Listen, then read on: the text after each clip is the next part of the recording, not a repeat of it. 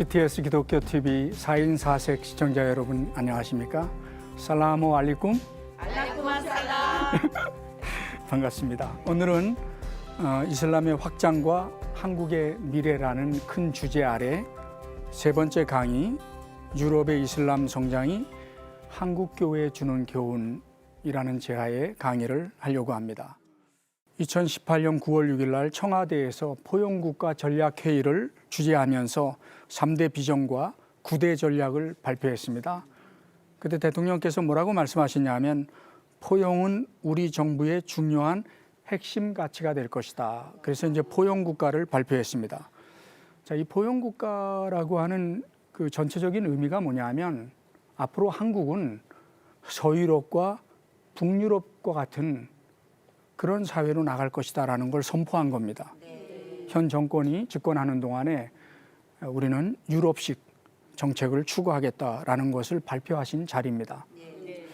그런데 유럽에서 배울 게 굉장히 많죠. 복지제도라든가 지금 미국에서 일어나는 폭동이나 이런 걸 보면 미국식 자본주의가 꼭 해답은 아니라는 걸 우리가 볼 수 있지 않습니까? 유럽에서는 이런 폭동이 안 일어나요. 왜 안 일어날까요? 영국 같은 경우엔 직장 다니는 모든 사람들의 80% 월급을 정부가 줍니다. 돈 주고 쉬라니까 아무도 데모 안 일으킵니다. 이런 식의 유럽식 사회주의, 서유럽과 북유럽의 모델로 가자라고 하는 게 형 정부의 기조입니다. 굉장히 좋은 정책이죠. 그런데 문제가 하나 있습니다. 오늘날 유럽이 이슬람 인구가 점점 많아진다는 데 문제가 있습니다. 그래서 오늘은 유럽의 또 이슬람 인구가 성장하는 것이 우리 한국 교회와 무슨 상관이 있는가 하는 부분에 대해서 같이 이야기를 나누고자 합니다. 유럽의 이슬람 인구가 성장하게 된 배경은 2차 세계대전이 있습니다. 2차 세계대전 때 4천만에서 5천만 명의 젊은이들 또 어린아이들이 죽었어요. 역사상 가장 치욕스럽고 가장 잔인하고 많은 사람을 죽은 전쟁이 2차 세계대전입니다. 근데 2차 세계대전이 끝나고 나서 젊은 사람들이 다 죽었기 때문에 도시를 재건하는 과정 속에서 노동력이 필요했어요. 그래서 영국 같은 경우는 대영 제국의 깃발 아래에 있었던 인도, 파키스탄, 방글라데시 사람들이 들어갔고 프랑스 같은 경우엔 프랑스 제국주의의 깃발 아래에 있었던 알제리, 투니지아, 모로코 사람들이 들어갔고 또 독일 같은 경우에는 동맹국이었던 터키 사람들이 들어가고 또 네덜란드 같은 경우엔 네덜란드 제국주의 아래에 있었던 인도네시아, 수리남, 모슬렘들이 유럽으로 대거 이주를 하게 됩니다. 그래서 이민으로 인하여 값싼 노동력 때문에 이민이 장려되었던 거죠. 두 번째가 다산입니다. 유럽으로 간 모슬렘들이 자녀를 많이 낳으면서 생물학적인 인구 성장이 이루어집니다. 저도 영국에서 두 아이를 낳고 살았지만 영국에서는 아이들이 태어날 때부터 만 18살까지 베네핏이라고 해서 돈이 나옵니다. 아이들이 많으면 돈이 많이 나옵니다. 돈이 없으면 집도 나오고 아이들을 잘 키우라고. 왜냐하면 저출산 때문에 사회적인 문제가 되지 않습니까? 그러니까 아이들을 많이 낳으면 정부로부터 재정을 받습니다. 제 인생의 제일 큰 후회가 둘밖에 낳지 않은 거예요. 모슬렘들은 자녀를 많이 낳습니다. 자녀를 많이 낳으면 베네핏이 나오고 또 집도 나오고 자녀들 잘 키우라고. 이러니까 자녀를 많이 낳으면 유럽에서 꽁 먹고 알 먹고 둥지트로 불 떼고 일석삼조의 효과가 있는 거죠. 그러니까 영국 사람들은 1.6명밖에 낳지 않는데 모슬렘들은 3명, 4명씩 나니까 인구가 증가할 수밖에 없다. 그 다음에 결혼입니다. 모슬렘들의 약 70에서 80%가 누구하고 결혼하냐면 사촌 간에 결혼을 합니다. 그래서 이슬람은 근친 결혼이 문화화되어 있습니다. 이슬람권 안에서는 전부 사촌끼리 결혼합니다. 그런데 유럽에 온 모슬렘들이 본국에서 부인들을 데리고 옵니다. 영국 같은 경우에는 한 70%의 모슬렘들이 본국에서 옵니다. 본국에서 데리고 오니까 인구가 증가하고 또 자녀를 많이 낳으면서 인구가 증가하죠. 그 다음에 백인들과 흑인들이 또 이슬람으로 개종합니다. 이슬람이라는 종교가 그렇게 그 매력이 있어요. 종교적인 매력이 존재해요. 우습게 보면 안 됩니다. 이슬람이라는 종교에 왜 기독교인들이 이슬람으로 개종하는지 한국 교회가 여기서 교훈을 얻지 않으면 다음 세대에 준비할 수가 없어요. 많은 사람들이 개종합니다. 또 난민들이죠. 이슬람 세계의 전쟁과 테러로 인하여 많은 난민들이 유럽으로 몰려오면서 유럽의 이슬람 인구가 성장하는 걸 볼 수 있습니다.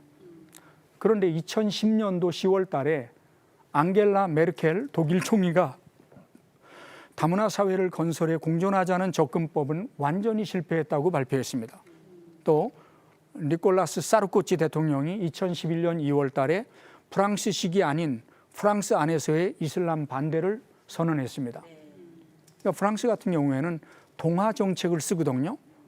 그러니까 모슬렘들이라고 해서 특별히 다르게 보는 것이 아니라 프랑스 법, 프랑스 문화에 동화돼야 된다고 믿기 때문에 조금 강경한 태도를 취합니다. 예를 들어서 프랑스에서 모슬렘 여자가 베일, 그렇죠? 베일, 니캅이라든가 차도르라든가 이런 거를 쓰고 다녔다 그러면 그 자리에서 25만 원의 벌금을 내야 됩니다. 이런 식으로 하면서 강경하게 동화 정책을 수행하는 나라가 이 프랑스입니다. 데이비드 카메룬 대통령이 독일 맨헨 안보회의에 가서 실패한 다문화 정책을 접을 시간이 되었다고 발표를 했습니다. 자, 그렇다면 무엇 때문에 유럽에서 다문화 정책이 실패했을까요? 한참 다문화 정책을 추구하는 한국에 어떤 교훈을 줄 수 있을까요? 다문화 정책이 실패하게 된 배경에는 모슬렘 테러가 있습니다. 독일과 프랑스, 영국의 국적자 5,904명이 IS에 가담을 했습니다. 그러니까 많은 사람들이 그 테러로 인하여 염려를 하죠. 그 다음에 성폭력이 있죠. 또 무슬림 남성들에게 이슬람 본토의 문화는 여성들이 남성에게 종속되는 문화를 그대로 가지고 오기 때문에 그 문화가 유지가 될 수밖에 없는 겁니다. 모슬렘들이 유럽에 와서 유럽의 법을 따르는 게 아니라 자신들의 법을 따릅니다. 그거는 얼마든지 이해할 수 있습니다. 저도 외국에서 25년을 살았습니다. 제 아내가 영국 국적자이고 저도 영국 영주권자이지만 나이가 들어갈수록 더 된장국만 먹습니다. 영국 성도 집에 초청을 받아 5코스에 맛있는 경양식 음식을 먹고 와도 집에 돌아오자마자 제일 먼저 신라면 먼저 끓입니다. 한국 음식을 먹어야 잠을 자는 거죠. 나이가 들수록 더 한국적이 되어가는 걸 발견합니다. 저뿐만이겠습니까? 모슬렘과 같은 그런 단일적인 문화에서 살아왔던 사람들이 유럽에 왔을 때 그들의 문화를 유지하는 건 당연하다고 볼 수 있습니다. 그래서 모슬렘들로 인한 그런 여성에 대한 그런 태도들이 많은 문제가 일어나고 또 이제 폭력적인 범죄 같은 경우죠. 프랑스 감옥의 한 50%가 모슬렘이고 어떤 감옥에는 80%입니다. 이탈리아 같은 경우엔 모슬렘 인구가 2%밖에 안 되는데 이탈리아 감옥의 30%가 모슬렘이라는 통계가 있습니다. 그 다음에 이제 마약 문제. 자, 이것뿐만이 아니라 이슬람에서는 이슬람 국가에서는 거의 뭐 다 근친 결혼을 하고 또 유럽의 모슬렘들이 본국에 사촌을 데리고 와서 결혼을 하는 그런 문화입니다. 근데 문제가 영국에서도 한 50% 정도의 모슬렘들이 본국에서 부인들을 데리고 옵니다. 덴마크 국립의료원의 발표에 따르면 근친 결혼을 많이 할수록 유전자 변형이 있습니다. 그래서 IQ가 70 이하로 낳을 확률이 일반 사람보다 2배가 높습니다. 또 장애아가 태어날 확률이 일반 유럽 사람들보다 2배가 많습니다. 영국에 태어나는 아이들 가운데 약 3%가 파키스탄 아이들이 태어나는데 유전적 선천적 결손을 가지고 태어나는 아이들이 33%를 차지합니다. 그러니까 유럽에서는 국가에서 국민들의 의료를 지출합니다. 돈 내지 않습니다. 국가에서 다 해줍니다. 그러니까 근친 결혼하는 모슬렘 인구가 많을수록 국가의 재정이 많이 들어갈 수밖에 없다. 이런 문제가 실제로 있다. 그 다음에 아까도 말씀드렸지만 모슬렘들은 샤리아법을 따르길 원합니다. 샤리아라는 말이 아랍어로 샤리아, 길이라는 말이거든요. 알라에게로 가는 길, 구원받는 길, 모슬렘이 가야 될 길. 이 샤리아라고 하는 법을 따르는데 한 80%가 국법이 아니라 샤리아법을 따르겠다고 앙케이트 조사 결과가 나와 있습니다. 그럼 어떻게 합니까? 모슬렘들이 많아지니까 샤리아 법정들이 세워집니다. 그래서 국가의 법에서 샤리아법을 일부 허용해 주는 거죠. 가족법이라든가 이런 것들은 허용을 해줍니다. 그래서 영국에만 해도 85개의 샤리아 법정들이 있습니다. 그러니까 모슬렘들은 이슬람법에 의하여 재판을 받으라. 그것을 국가에서 허용해 주겠다는 겁니다. 한 나라에 법이 두 개가 있는 거죠. 이런 것들이 이제 문명의 충돌을 낳는 거죠. 그 다음에 모스크가 급격하게 성장합니다. 여러분이 모스크라고 하는 것은 한국의 교회가 아니고요. 모스크가 되려고 하면 반드시 이슬람 사원의 첨탑이 있어야 됩니다. 그 첨탑이 뭐냐 하면 기도 시간을 알리는 그 첨탑 위에 올라가서 하루에 5번씩 알라후 악발 알라후 악발 하고 외칠 수 있는 이 첨탑이 있을 때만 모스크가 됩니다. 첨탑이 없는 사원은 무살라라 그래서 기도처소입니다. 그런데 지금 모스크는 작은 모스크가 없습니다. 교회처럼 뭐 2층 상가 모스크 혹은 지하 모스크 이런 개념이 없고 전부 거대한 건물들입니다. 그게 한 7,000개가 있습니다. 영국에만 1,800개의 모스크가 있고 그 다음에 3,000에서 5,000개의 꼬란 학교가 있습니다. 또 독일에도 2,400개의 모스크가 있습니다. 기도처소들도 많이 있고요. 그 다음에 프랑스 같은 경우에도 2,000개의 모스크가 있습니다. 이슬람이 많아지니까 거대한 모스크들이 계속해서 지어져 가는 거죠. 또 영국 같은 경우엔 교회가 변하여 이슬람 사원이 된 곳도 많습니다. 여러분 교회에 문을 닫으면 교회 쓸모가 없습니다. 그걸 뭐에다 쓰겠어요? 근데 많은 교회들이 문화유적지거든요. 왜냐하면 교회가 세워지고 그 주변에 마을이 생기기 시작했기 때문에 그 도시에서는 항상 교회부터 시작을 했습니다. 그러니까 문화유적지이기 때문에 마음대로 사고 팔 수가 없어요. 겉 외형을 그대로 보관해야 됩니다. 누가 사든지 간에. 그러니까 아무 때 쓸모가 없어요. 쓸모가 없으니까 그게 이슬람 사원으로 팔아요. 대개 1억입니다. 1억. 이슬람 사원에서는 기독교를 정복했다는 상징적 의미가 있고 또 거기에 카페트를 깔고 메카 쪽을 향하면 좋은 모스크가 되기 때문에 교회가 이슬람 사원으로 바뀐 게 수백 개입니다. 그 다음에 8번째로 표현의 자유에 대한 억압이 있습니다. 이슬람에서는 모하메드나 알라나 꾸란에 대하여 조금이라도 비판하게 되면 그거는 금지되어 있습니다. 비판할 수가 없게 되어 있습니다. 1989년에 살만 루시드라고 하는 인도계 영국인 작가가 악마의 시라는 책을 썼습니다. 소설책입니다. 이 내용이 무슨 내용이냐? 실제로 하디스에 보면 이 모하메드가 자기가 사탄으로부터 계시를 받았다는 고백을 합니다. 사탄으로부터 계시를 받았는데 천사 가브리엘이 책망을 해서 계시가 바뀌는 내용이 꼬란에 나와 있습니다.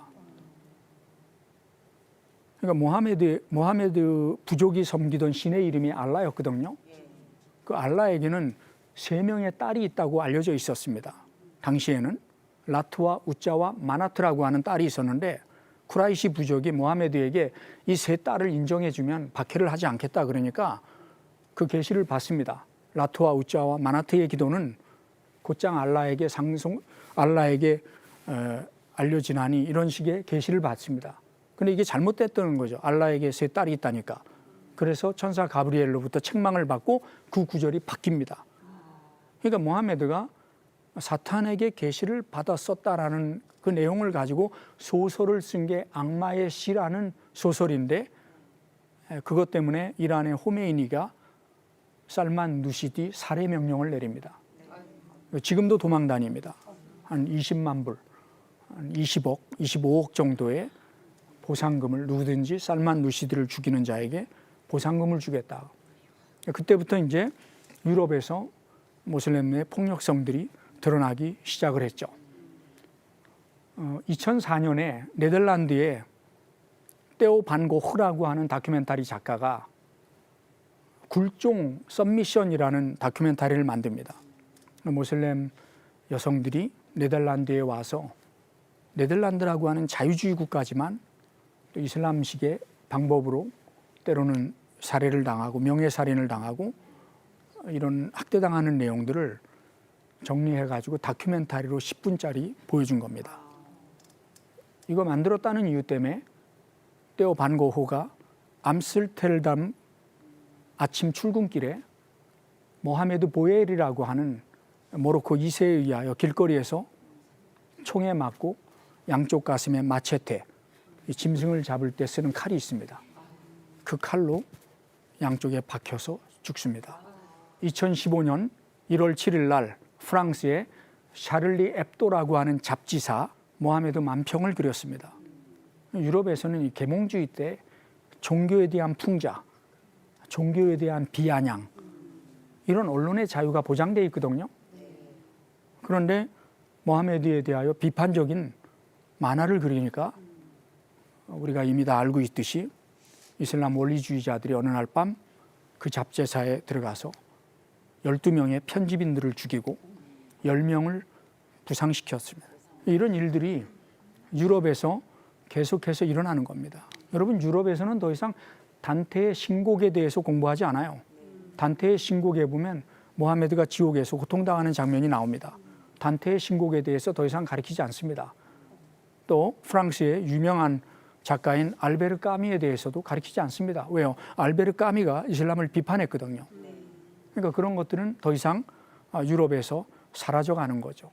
이런 것들이 이슬람 인구가 증가되면서 나타나는 현상들이라고 볼 수 있습니다. 그 다음에 유대인에 대한 박해가 있습니다. 유대인들은 히틀러에 의하여, 그 나치 정권에 의하여 600만 명이 학살됐다 그러지 않습니까? 그런 고통을 당하면서 유럽에서 살아왔는데 21세기에 와서 또 다른 학살과 또 다른 고통을 당합니다. 그게 바로 꼬란에 보면 유대인은 최고의 적이 됩니다. 왜냐하면 모하메드를 비판했기 때문에요. 모하메드가 메카에서 메디나로 갔을 때 처음에는 도와줬는데 자꾸 메시아라 그러니까, 선지자라 그러니까 유대인들이 그걸 시험합니다. 그래서 아니라고 비아냥거리니까 유대인들에 대하여 아주 그 어떤 보복감 이런 것들이 이제 꼬란에 나타납니다. 꼬란 5장 28절에도 유대인은 최대의 적이 된다, 이런 글들이 있습니다. 그러다 보니까 유럽에 온 모슬렘들이 이제 유대인들을 핍박하는 겁니다. 유대인 상점이라든가 또는 유대인 묘지에 나치 그 표시 그림을 그려놓는다거나 이런 일들이 일어나기 시작하는 거죠. 또 유럽의 이슬람 인구가 많아지니까 일부 다처가, 그동안에는 기독교 문화에서 일부 일처였는데 꼬란 4장 3절에 보면 4명의 부인과 결혼할 수 있다, 이렇게 나옵니다. 물론 이것은 원래 이것은 중동에서의 사회보장제도였어요. 일부 다처가. 왜냐하면 지금 7세기로 돌아가야 돼요. 이슬람은 7세기가 어디예요? 우리 한국의 삼국시대죠. 그 다음에 이제 통일신라가 이루어지죠. 이런 때라고. 이 시대에 이슬람의 전투 가운데 우후드라는 전투가 있었는데 여기 700명이 전투에 나갔다가 70명이 죽어요. 10분의 1이 죽었잖아요. 그럼 남자가 죽고 나면 남은 여자는 과부가 되죠. 당시에는 농경 문화가 아니고 상업 문화였기 때문에 과부가 되면은 남자가 없으면 먹고 살 수가 없어요. 이럴 때에 일부 다처라는 제도를 통하여 사회보장 제도였다고, 그 시대에는. 그러나 7세기에 있었던 그 사회보장 제도가 21세기에 여성의 인권이 보호되는 이 시대까지 계속해서 연장된다고 하는데 이제 문제가 있는 거죠. 그 프랑스 같은 경우에는 몇만 가구가 일부 다처제를 해요. 영국도 마찬가지예요. 어느 그 동네에 가면 애들하고 엄마들밖에 없어요. 일부 다처의 부인들이 사는 데예요. 그러니까 국가 정부에서 일부 다처를 허용해 줍니다. 영국 같은 경우에 2008년 2월 달에 연금공단 내에서 합법적으로 일부 다처를 인정해 주는 이런 일들이 유럽에서 일어나는 거죠. 그래서 스위스의 베른 대학교의 크리스찬 요케프 교수에 의하면 적어도 유럽에서는 이슬람 때문에 다문화 실패했다라고 발표했어요. 또 중동의 학자인 버나드 루이스가 늦어도 21세기 말에 유럽은 대부분 무슬림이 될 것이다 라고 발표를 했습니다. 자, 유럽의 이슬람이 우리에게 어떤 교훈을 주느냐, 뭐 정치적인 몫은 정부에 모시고 한국 교회는 이 다문화가 지나고 나면 어떤 세대가 지나냐. 유럽은 AD 2000년부터 다문화가 끝나고 다종교 시대로 들어갔습니다. 그 이전까지는 종교가 그렇게 중요하지 않았거든요. 근데 이제는 종교가 중요한 시대가 돼가는 거죠. 첫째, 기독교인들이 이슬람이라는 종교를 알아야 됩니다. 무식하면 당합니다.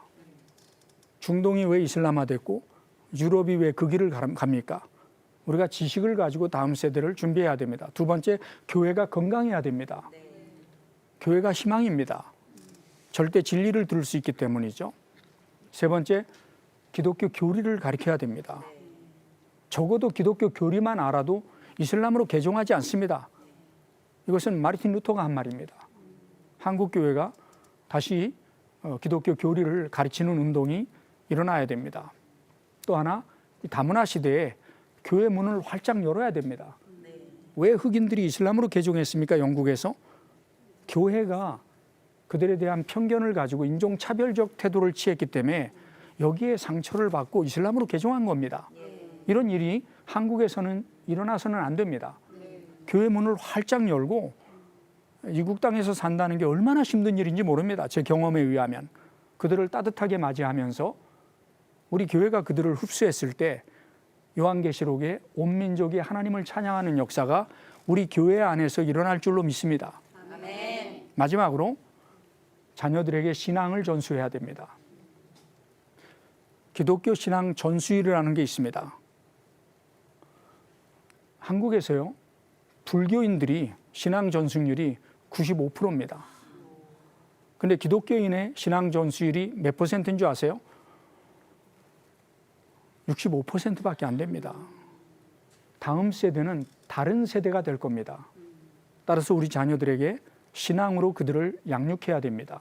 기독교가 종교적인 욕구를 채워주지 못하고 십자가를 자신을 위한 도구로 전락시킬 때 이슬람이 몰려왔고 그에 대항할 만한 능력을 상실한 채 시간이 지나면서 그 주권을 이슬람에게 내어주었습니다.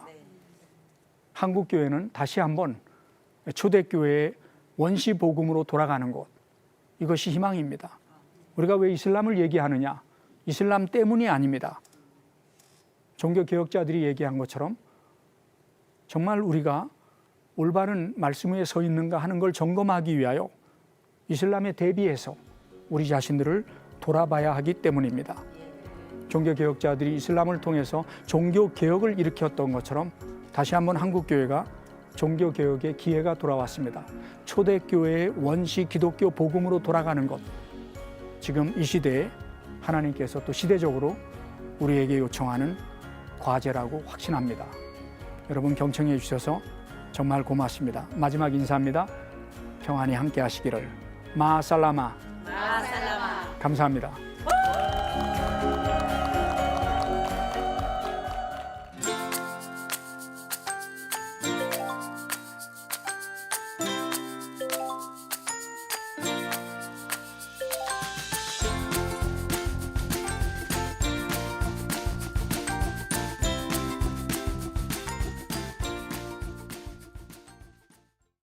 이 프로그램은 CTS 방송가족의 사랑과 후원으로 제작되었습니다. 후원 전화 02-6333-1003번, ARS 060-808-1004번으로 전화 주세요.